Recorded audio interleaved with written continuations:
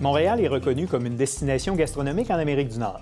Le nombre de restaurants ayant pignon sur rue dans la métropole est très grand. Et si une plus grande offre devrait faire le bonheur des consommateurs, ce n'est pas le cas de tout le monde. Il y a d'ailleurs eu dans les derniers jours un débat dans les médias à savoir s'il y a trop de restaurants à Montréal. On creuse la question avec notre journaliste Audrey Neveu dans le cadre de notre dossier Actualité de la semaine. Bonjour Audrey. Bonjour. Alors, avant d'aller au fond de la question, dans un premier temps, il y a combien de restos à Montréal? C'est environ 5200 restaurants à Montréal. Donc, c'est environ le tiers de tous les restaurants au Québec. Mais ça inclut la restauration rapide. Donc, c'est des données du ministère de l'Agriculture du Québec. Et ça représente environ pour Montréal un restaurant par 340 habitants. C'est un ratio qui est quand même élevé, mais contrairement à l'idée reçue, ce n'est pas beaucoup plus élevé qu'ailleurs. Ça se compare proportionnellement à la ville de Québec ou encore à Toronto. Par contre, ce qui est un peu plus négatif, c'est le fait que Montréal a le record des faillites de restaurants à travers tout le Canada. Donc, autant c'est facile à ouvrir, autant il y en a beaucoup qui ferment leurs portes relativement rapidement. On s'improvise pas restaurateur comme ça. J'y faisais référence, il y a certaines personnes qui ont dénoncé dans les médias qu'il y avait peut-être trop de restos à Montréal. Pourquoi? Oui, effectivement. Récemment, il y a le chef Daniel Vézina, qui est assez connu, qui est le chef propriétaire du Laurier Raphaël à Québec, qui lui... Et à Montréal aussi. Oui, effectivement, à Montréal également, qui, selon lui, le fait qu'il y a autant de restaurants qui ouvrent et puis qui ferment quelques mois après, ça veut dire qu'il y a trop de restaurants à Montréal et à Québec. L'argument, c'est que s'il y a trop de restaurants dans un quartier, ça fait en sorte qu'il n'y a pas une assez grande mixité. Il n'y a pas grand monde sur la rue en dehors des heures de repas. Donc, l'après-midi, c'est un temps mort et ça fait moins d'affaires pour le quartier. Il y a un autre restaurateur aussi qui est David McMillan du Joe Beef à Montréal sur la rue Notre-Dame. Pour lui, c'est un problème que n'importe qui peut ouvrir un restaurant sans avoir nécessairement une grande expérience en restauration. Le fait de pouvoir ouvrir un restaurant seulement avec un permis et une petite formation, pour lui, ça peut causer des problèmes côté salubrité des aliments qui sont servis aux clients. Il faut dire que dans tout le débat qu'il y a eu dernièrement, c'était principalement des chefs qui proposaient des mesures pour limiter le nombre de restaurants. C'était pas beaucoup des clients qui, eux, en général, sont plutôt contents d'avoir une grande offre gastronomique. Oui, et tu y faisais référence, certaines artères qui peuvent souffrir de la présence de trop de restaurants. On l'a vu, entre autres, sur du Lutte, sur Prince-Arthur, dans le plateau Mont-Royal. Est-ce que ce serait une des solutions que de limiter ou de contrôler le nombre de restaurants, que ce soit sur les artères ou en général dans la ville? C'est une solution qui a été adoptée par quelques arrondissements à Montréal, par exemple, surtout dans le centre-ville et dans le plateau Mont-Royal, qui sont des endroits qui sont très prisés pour les restaurants. Par exemple, la rue Notre-Dame, il y a justement un règlement qui a été adopté pour limiter le nombre de restaurants. Mais ce qu'on fait, c'est qu'on dit qu'il ne peut pas y avoir de restaurants à moins de 25 mètres l'un de l'autre. Donc, ça établit une distance. Donc, il va y avoir nécessairement plus de commerces différents. Donc, peut-être des boutiques de vêtements, des magasins de meubles, de musique, par exemple. Donc, une plus grande mixité de ce côté-là. Il y a certaines personnes qui proposent d'imposer des quotas pour limiter la concurrence, mais selon l'Association des restaurateurs du Québec, ça ferait en sorte qu'il y aurait une très grande bureaucratie, puis ils ne sont pas trop en faveur de ça. Évidemment, les quotas, ça ferait en sorte de limiter la concurrence, puis ce n'est pas vraiment la solution qui est proposée en ce moment. On est plutôt dans une optique de libre marché, donc faire en sorte que les restaurateurs se concurrencent pour offrir un meilleur service aux clients, c'est l'approche qui est préconisée davantage en ce moment. Et malgré tout, Montréal est considérée comme une des capitales gastronomiques d'Amérique du Nord et on est relativement bien positionné à travers le monde aussi. Audrey Neveu, merci. À la semaine prochaine.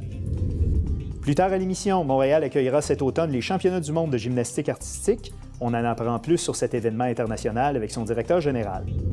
Et à notre segment Coup de chapeau, on souligne l'implication de la responsable bénévole d'une troupe de théâtre composée majoritairement d'acteurs amateurs de 50 ans et plus. On passe maintenant à nos 375 secondes pour le 375e anniversaire de Montréal. Et pour souligner l'anniversaire de fondation de la ville, la Maison de l'architecture du Québec propose une série d'expositions et d'événements pour célébrer l'arrondissement Ville-Marie, ses architectes et ses résidents. Pour nous parler de l'Archifête 150-375, nous avons en studio Sophie Gironnet. Elle est directrice générale et artistique de la Maison de l'architecture du Québec. Madame Gironnet, bonjour. Bonjour. Bienvenue à l'émission. Alors, c'est sous le thème « Habiter Ville-Marie » que l'événement s'articule. Pourquoi avoir choisi de célébrer l'arrondissement Ville-Marie? Parce qu'on est installé, nous, la Maison de l'Architecture, depuis 2004, dans ce quartier. Dans quel coin? On est arrivé dans le... En fait, on a un local dans le Palais des Congrès, mais notre façade donne sur la rue. Et on est donc en lien avec... En fait, on est juste derrière la Banque de Montréal. On la voit de nos fenêtres. Donc, aux limites du Vieux-Montréal. Oui, c'est ça. Donc, on est vraiment au cœur du quartier international de Montréal qui a été complètement construit à neuf dans les années 2000-2004. Donc, on s'est installé, on a vraiment essuyé les plâtres. Donc là, on voulait célébrer ce quartier. Mais est-ce que c'est un quartier ou c'est des quartiers? C'est plusieurs quartiers dans un arrondissement. Oui, c'est ça. Alors, Et parlez-nous justement de la programmation, parce que c'est une programmation variée que vous proposez dans le cadre de cet événement-là, qui s'appelle Archifête 150-375. On comprend que c'est pour le 375e anniversaire de Montréal et le 150e aussi de la Confédération canadienne. Alors, parlez-nous de l'exposition. Que va proposer votre événement? Alors, au lieu de faire une fête, une grosse fête, un gros party, à un moment donné, on a décidé vraiment de faire des événements qui s'échelonnent sur 12 mois. Qui sont des occasions de rencontre entre les architectes qui travaillent dans le quartier, qui sont actifs dans Ville-Marie, qui ont bâti dans Ville-Marie ou qui travaillent dans Ville-Marie tous les jours, et puis les résidents ou ceux que ça intéresse de venir les rencontrer. On n'est pas... on est inclusif, si vous voulez. Tout le monde est invité. Voilà. Mais finalement, on va réfléchir sur l'aménagement de ce quartier-là ou de ces quartiers-là, sur la façon dont ça s'est fait depuis 10-15 ans, mais aussi dont ça pourrait se faire dans l'avenir. Donc, on est vraiment dans l'actualité de la construction de la ville actuelle.